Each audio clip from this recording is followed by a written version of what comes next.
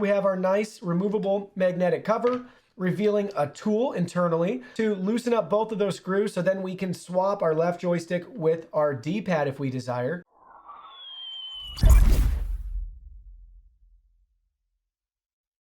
Hey everyone, Digital David here. Today in this video, I'm going to be checking out the Nexigo NS90 Elite Wireless Controller for the Nintendo Switch.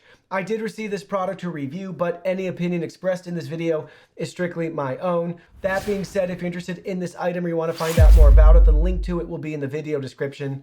You can see the nice retail box in packaging right here. Check it out. This is a premium Pro Nintendo Switch controller that features a Bluetooth connection, as well as a swappable and removable D-pad and left joystick.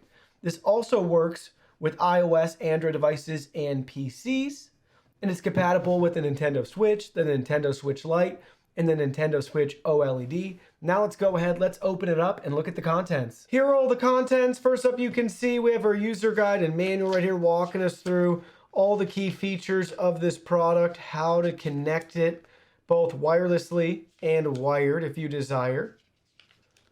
Then you can see we have some of our controls. So it's going to walk you through how to swap the D-pad and left joystick and how to button swap the X, Y, A, B. They walk you through that. Sleep function, turbo function. Then you can see our haptic feedback strength adjustments, mapping the rear buttons. They really cover everything. Then we have joystick sensitivity adjustments, L2, R2 trigger movement adjustments, factory resets, and additional notes in an FAQ section, complete with colored screen grabs. Walking you through different settings, methods, calibrations, QR code on the back too. Next you can see USB Type A to USB Type C charging cable. And lastly, the controller itself. Let's go ahead, let's look at that in more detail. Here's the controller up close. Check it out, our left and right joysticks. They're red and blue respectively. We got a black and white color scheme and design going on. Then on the front, you can see we have our D-pad. This is removable too to have a more traditional D-pad if you desire. Our home button. We have our turbo button, our minus, our plus, and our record. A, B, Y, and X right here. Looking at it from the top, we have L1, L2, R1, R2, and USB Type-C.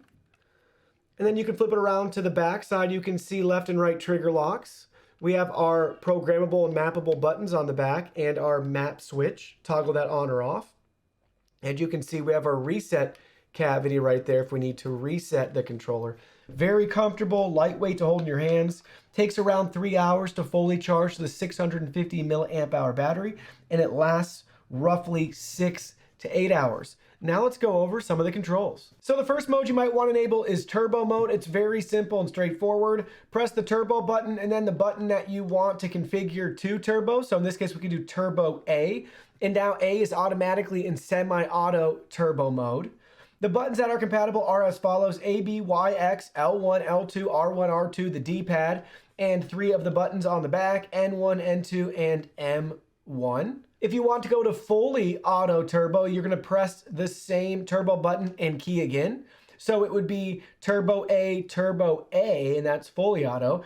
And lastly, if you want to disable turbo mode, it's going to be turbo in the button for a third time. So that would be turbo A, turbo A, turbo A. So that's how you're going to enable or disable turbo. And you have the choice of semi or automatic. You can also adjust the turbo speed by holding down the turbo button and using the right joystick. If you press the right joystick up, you're going to increase the turbo speed to 25 times per second. If you're going to decrease the speeds, you're going to hold the turbo button and push the right joystick down.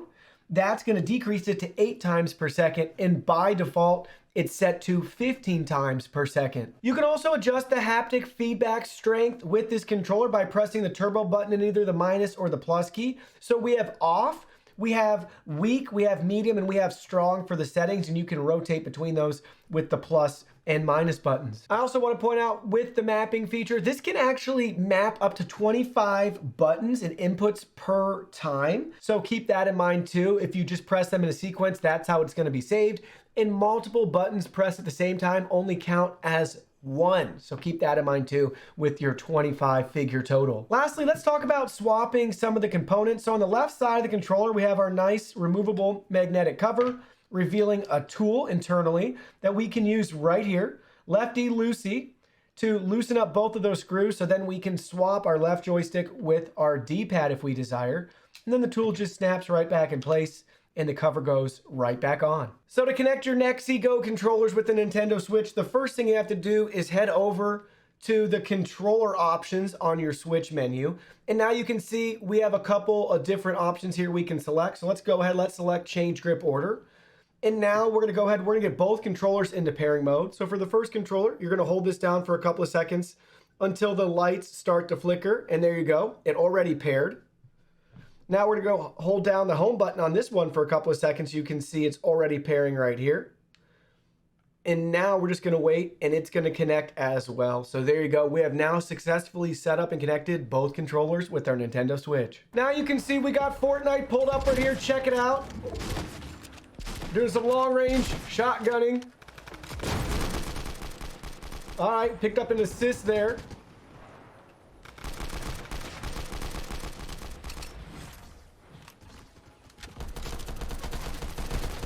All right, check that out. It's really nice playing on this controller. Oh no. Oh man, under heavy attack. Comfortable to hold though. We have those back buttons. And hey, check that out. Who would have thought? Thanks to the controller, we got our victory. Let's go. So overall, after using this controller, I gotta say everything worked great. Didn't experience any connection issues or anything like that. Comfortable to hold. We have those buttons on the back side too, so if you want to configure those, don't forget you can do that. There's a lot of customization that can be set up with this controller. If you like to game for hours on end with your Nintendo Switch, then you'll enjoy holding and using this controller. Well, that concludes our video. Thank you so much for watching. Don't forget the product link will be in our video description below. Please go ahead, check it out, and do your shopping from there. Any purchase made through that link helps support our channel at no additional cost to you. So we're really grateful and thankful for all of your support. While you're at it, can you go ahead and hit that like button for us? And subscribe to our channel. We have new content coming out daily and we don't want you to miss anything. Please go ahead and give us a follow online and make it a clean sweep. Facebook, Twitter, Instagram, Twitch, TikTok, Discord. You can message us on WeChat, check out our website, and join our free newsletter. Thank you guys so much for being here. Don't forget new content daily, and we can't wait to see you in our next video.